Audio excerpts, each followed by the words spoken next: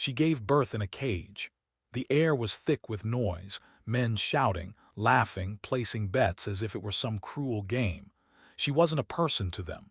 She was only a number written on a board.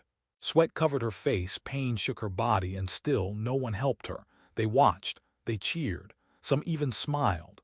No one said her name because she didn't have one. She was just another subject, another story that didn't matter to the people in charge. Around her, the smell of rust and dirt filled the air. The cage was cold, the floor stained. But inside that tiny space, something powerful was about to happen. A life, a heartbeat, a mother who refused to give up. The men outside argued about who would win the bet. They weren't talking about her life, but about numbers, odds, and timing. Would the baby survive? Would she survive? They didn't care. It was entertainment to them. The sound of their laughter mixed with her cries, and yet, beneath the pain, there was strength. Every scream was more than just pain. It was defiance. It was a reminder that even in the darkest place, humanity still tries to survive. But no one there wanted to see that. No one wanted to admit she was human. Her hands gripped the bars, her knuckles white.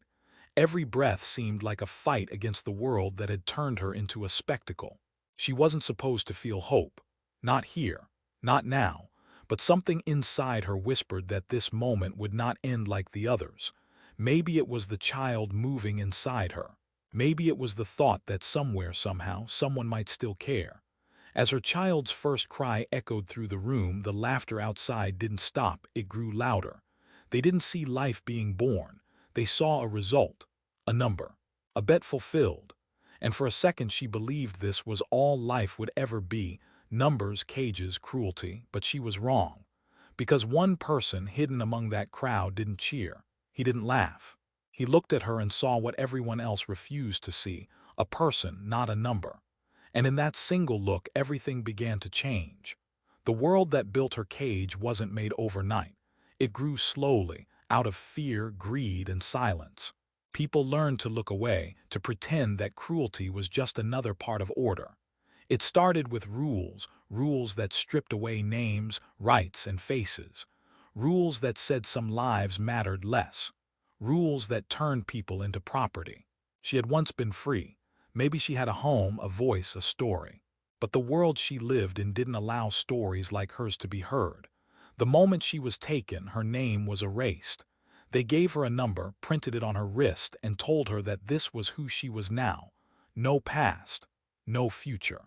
Just a body to be used, a symbol of control. In this place, names were dangerous.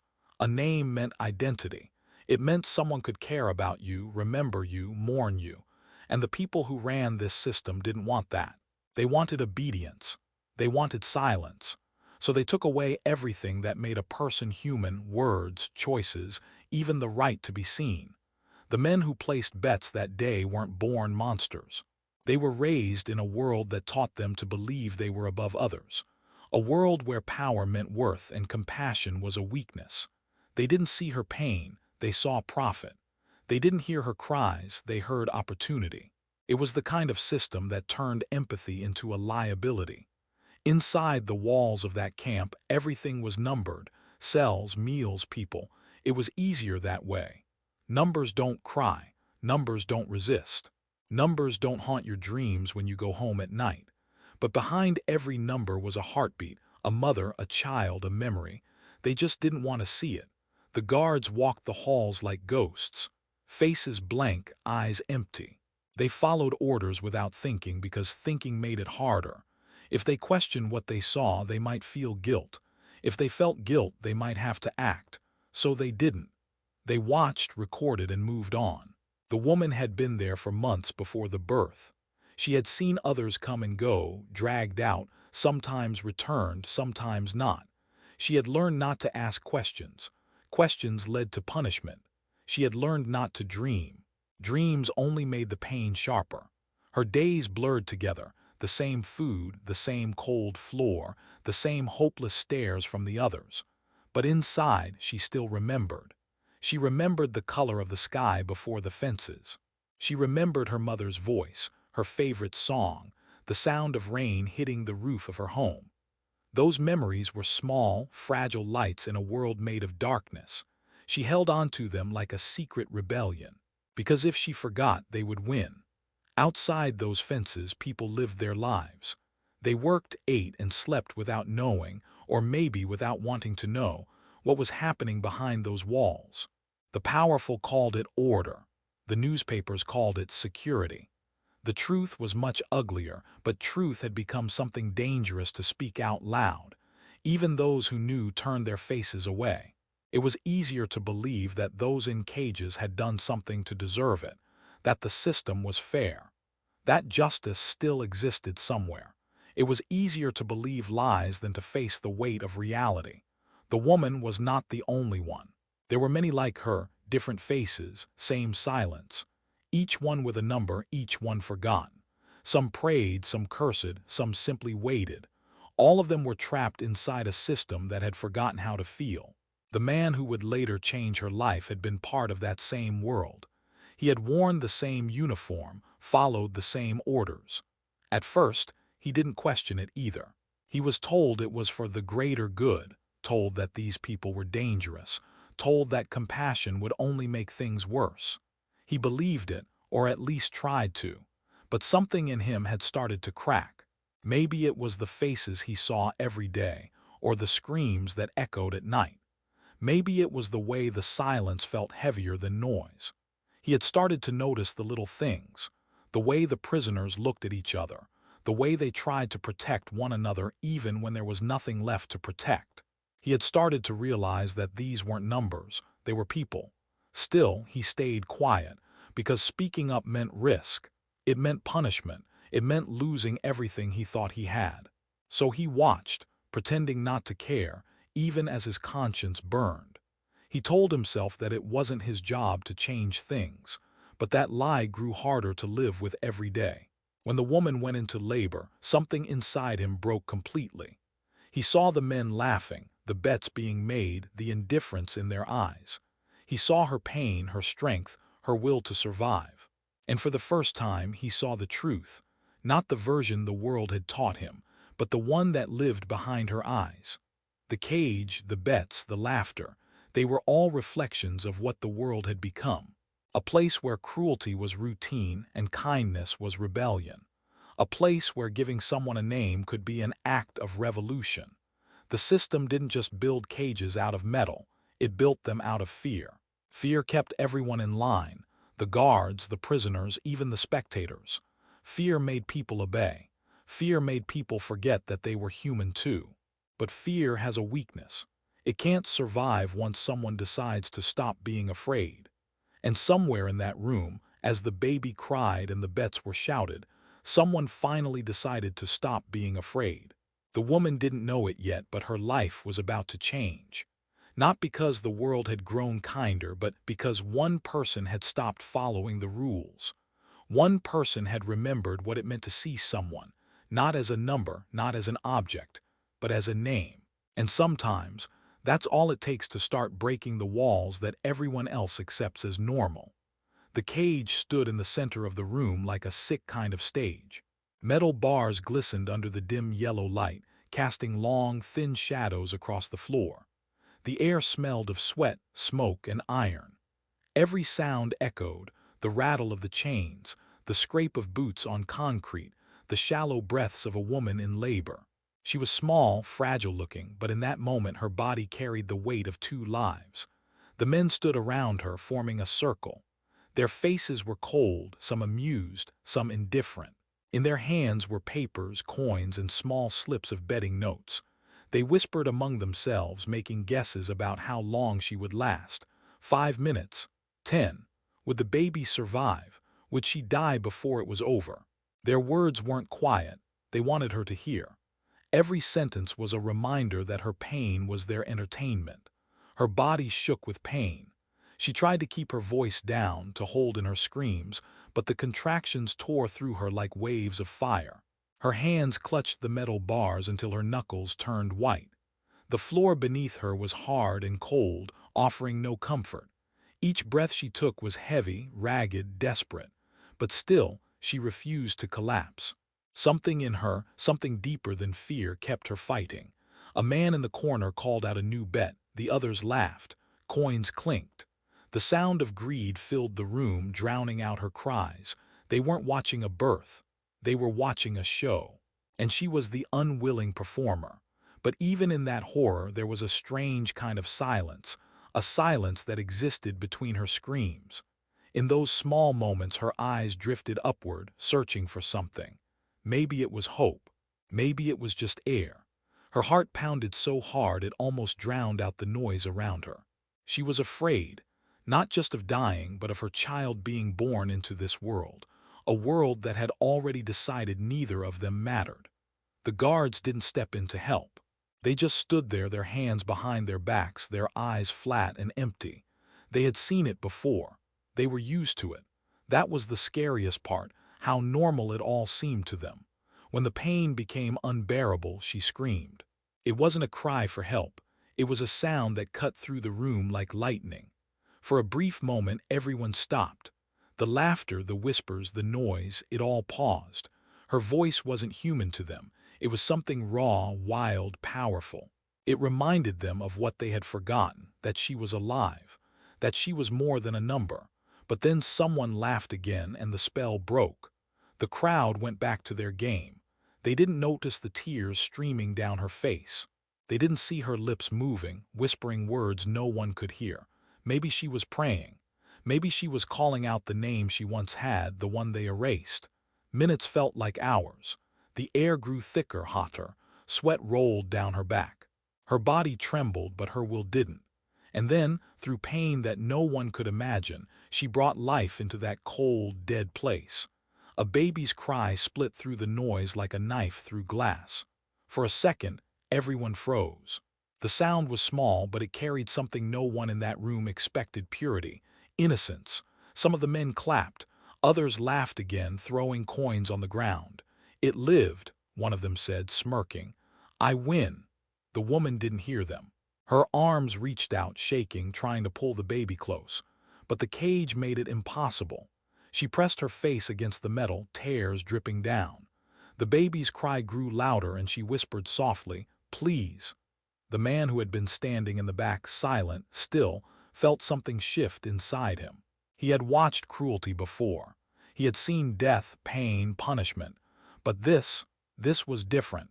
This wasn't just cruelty. It was the complete erasure of what it meant to be human. He looked at her face, her trembling lips, her empty eyes, and something deep inside him broke. He had seen her before, months ago, when she first arrived. He remembered how she used to keep her head up, how she used to hum quietly to herself at night. But now that spark was fading. She had become what they wanted her to be, a number, a shadow. And yet in that moment when she gave life to another, he saw something that the others couldn't: resistance. He took a step forward. No one noticed at first. The crowd was too busy arguing about who had won the bet.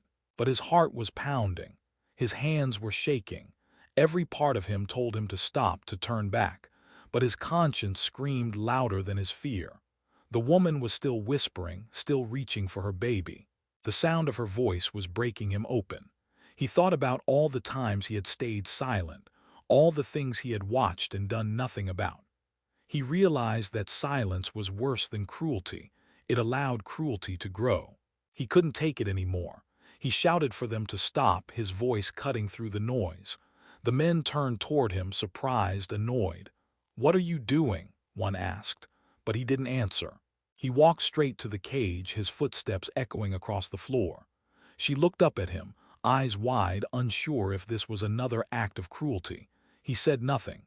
He just stared at her, then at the newborn crying beside her. The others started yelling, calling him crazy, telling him to step back. But he didn't move. He reached out, grabbed the lock on the cage and pulled. The metal groaned. The noise filled the room like thunder. For a moment, everyone froze again. No one dared to breathe. The woman held her breath too, afraid to believe what she was seeing. And in that silence, as the cage door swung open, something invisible yet enormous shifted in the room. The bets didn't matter anymore. The laughter died. The game was over. Because for the first time, someone had seen her, not as a number, not as a symbol of power or control, but as a person. And though the others didn't know it yet, that single act had just broken more than a lock. It had cracked the walls of the world they all lived in. He didn't plan to do it. He didn't wake up that morning thinking he would defy everything he'd been taught. But when he saw her clutching her baby, bleeding and shaking, something inside him refused to stay silent. The sound of the crying child hit him harder than any command, any rule, any threat. It was the first sound of life he'd heard in this place that wasn't filled with pain. It was fragile, small, but it was real. And that was enough to make him move. His boots echoed against the floor as he walked toward the cage. The room fell quiet, confused. The men who had been shouting bets now stared, unsure if they should laugh or stop him. One of them barked his name, telling him to get back in line. Another warned him that this wasn't his place, that he'd regret it. But his hands didn't stop. He reached the cage, his fingers gripping the lock like it had personally betrayed him. For a second he just stood there, breathing heavily, feeling every eye in the room on him. Then he pulled. The sound of the metal snapping echoed like a gunshot. The laughter that had filled the room vanished. The woman's eyes widened, disbelief mixing with terror. She didn't move. She'd seen too many tricks, too many moments of false kindness that ended in pain. But this was different. He didn't look like the others. His face wasn't smiling. His eyes weren't empty. He knelt down, careful not to frighten her. The others began to shout now, louder, angrier. Someone grabbed his shoulder, but he shook them off. His voice came out low, rough, trembling. "It's over," he said. "You're not a number." The woman didn't answer. She held her baby tighter, her lips quivering, unsure if this was real. He said it again, softer this time, like a promise. "You're not a number." Then, for the first time since he had met her, he said a word that no one in that place had dared to say before. A name. Her name, not the number on her wrist, not the code in the record books. A real name. The name she had whispered in her sleep when she thought no one was listening. The crowd exploded in chaos. Some demanded he be arrested. Others just stood in stunned silence. But he didn't care. That one word, her name, hung in the air like a spark that couldn't be put out. It was soft, human, dangerous. The woman's body shook. Her hand reached through the broken bars, fingers trembling as they brushed his arm. For the first time, someone had spoken to her like she existed, like she mattered. Tears filled her eyes, but they weren't from pain. They were from something she hadn't felt in a long time, recognition. The man turned toward the others. His chest rose and fell fast, adrenaline coursing through his veins. "She's done nothing wrong," he said, voice trembling but strong. "She brought life into this world, and you," he looked around at the faces that once laughed and now stared in shock. "You turned it into a game." No one replied. The silence was heavy, thick, suffocating. One of the men muttered that he was finished, that his career was over. Maybe he was right, but he didn't care anymore. What was the point of keeping a career built on cruelty? He turned back to her and reached out his hand. For a moment she hesitated.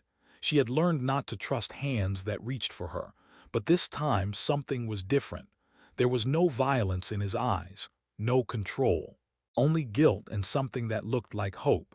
Slowly she placed her trembling hand in his. Her skin was cold, fragile, but her grip was strong, stronger than he expected. She used what little strength she had to pull herself up. The baby cried softly against her chest, the sound small but alive. The man took off his coat and wrapped it around her shoulders. It wasn't much, but it was the first warmth she'd felt in months. The others started to move. Some whispered, some shouted, some backed away, afraid of what this meant. Because deep down they all knew, one act of mercy could destroy the illusion that kept their world running. If one person could disobey, others might too. A guard stepped forward, yelling for him to stop, but he stood his ground. The look in his eyes made the guard freeze. It wasn't anger, it was conviction. The kind of conviction that doesn't shout, it simply refuses to move. He looked back at the woman and said quietly, "You have a name, say it." Her lips trembled. At first, no sound came out. She hadn't spoken it in so long that it felt foreign, like a word from another life. But then, with a shaking breath, she whispered it, her name. The sound of it filled the room like light breaking through a storm. He smiled, barely, his eyes wet. "That's who you are," he said. "Don't ever forget it." Around them the noise returned, angry voices, orders being shouted, footsteps approaching fast. He knew what would come next. Punishment, interrogation, maybe worse, but he didn't step away. He stood between her and the men, his back straight, his hands clenched. He was done following orders. The woman looked at him with wide eyes, unsure whether to thank him or fear for him. But he didn't need thanks. In that moment, seeing her hold her child and whisper her name was enough. It was the first human thing that had happened in that place in a very long time. The room around them blurred into chaos, but between the two of them there was stillness. A fragile peace, born out of defiance. He had broken the cage, but more than that, he had broken the rule that said people like her didn't deserve to exist as human beings. And as the guards moved closer, shouting orders and threats, he didn't flinch. He looked at her one last time, and in that glance, without words, they both understood something that no one else in that room did. Once you see someone as human, you can never go back. The noise grew louder. The light flickered. But her baby's small, steady cry filled the silence between them, soft but unbreakable.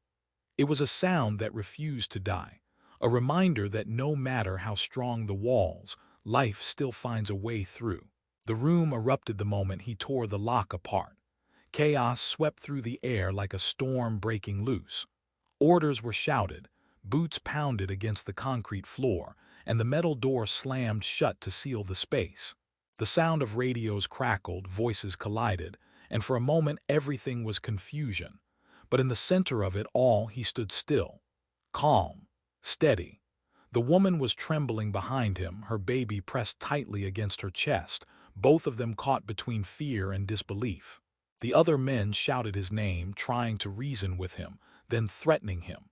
They told him to step aside, to remember his place, to think about what he was doing. He heard every word, but none of them mattered anymore. The weight of the uniform on his shoulders felt heavier than ever, like it belonged to someone else.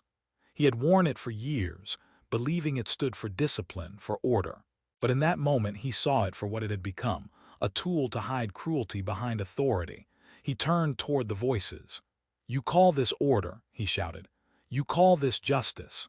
His voice shook, not from fear but from something deeper, rage, grief, disbelief. "She just gave birth. She's not a thing you can bet on." No one replied. The faces staring back at him looked lost, unsure. Some were angry because he had broken the rule. Others were silent because they had felt what he was feeling but never had the courage to say it out loud. For the first time, the silence of that place didn't come from control. It came from shame.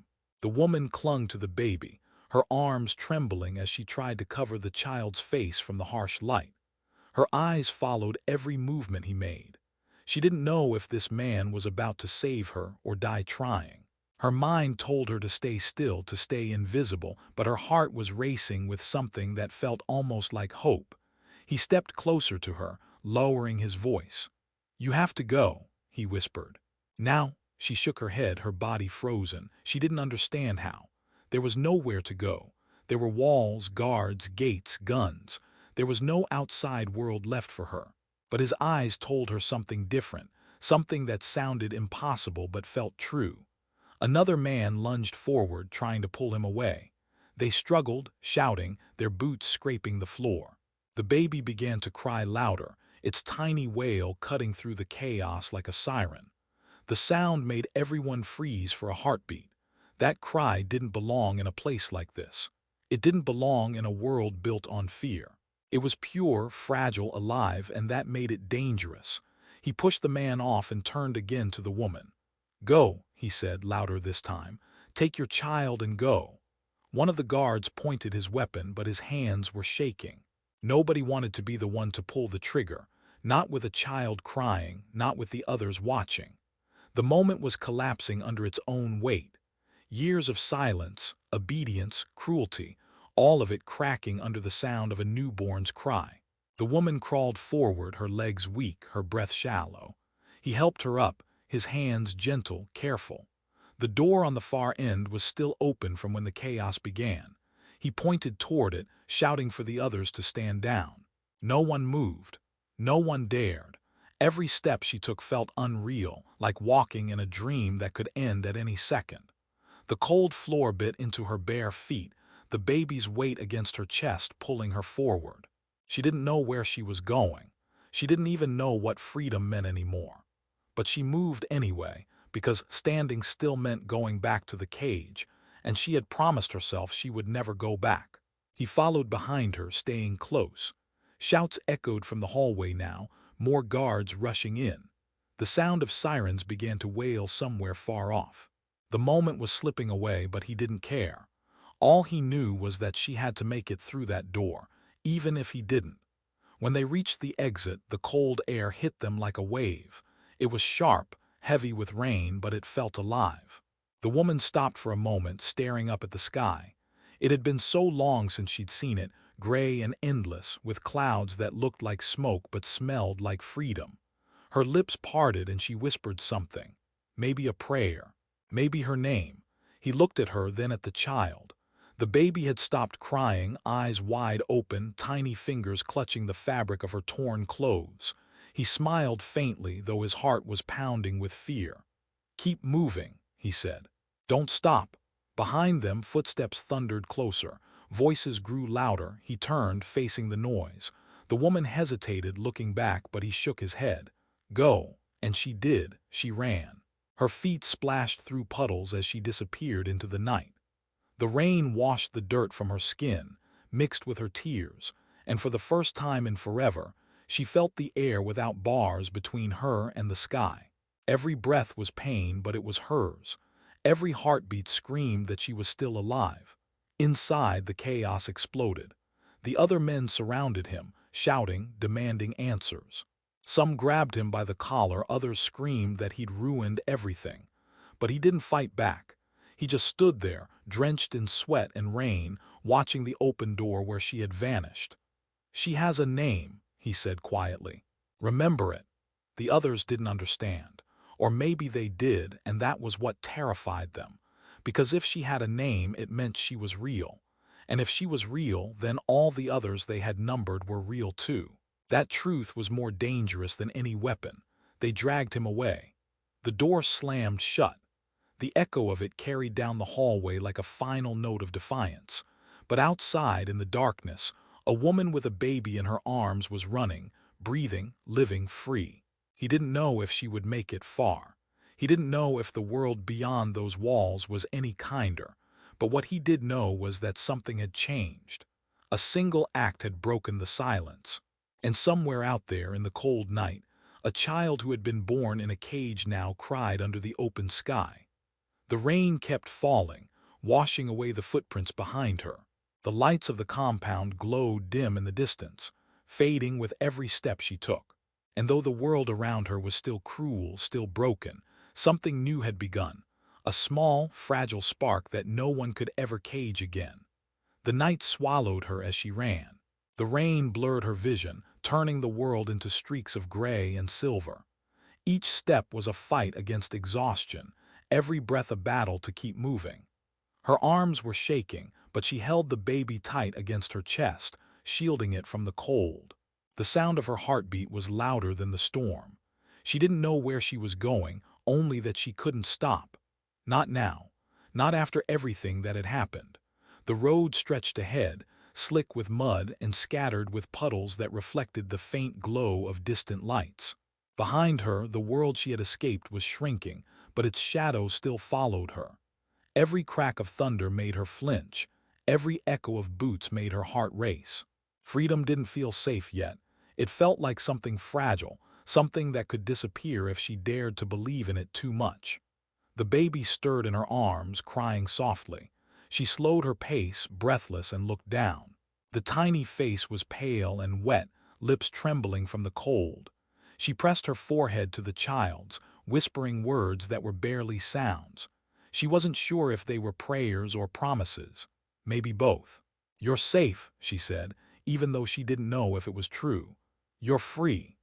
The word felt strange on her tongue, asterisk free asterisk. It was something she hadn't been allowed to say for so long that it felt almost like a secret. She kept walking. The rain softened and the silence of the night began to change. She could hear crickets, distant wind, the soft rush of water somewhere nearby. Sounds that didn't belong to cages or concrete. Sounds that reminded her what the world used to be before people decided to own it. She stepped off the road and into a field, the grass tall and wet, brushing against her legs as she walked.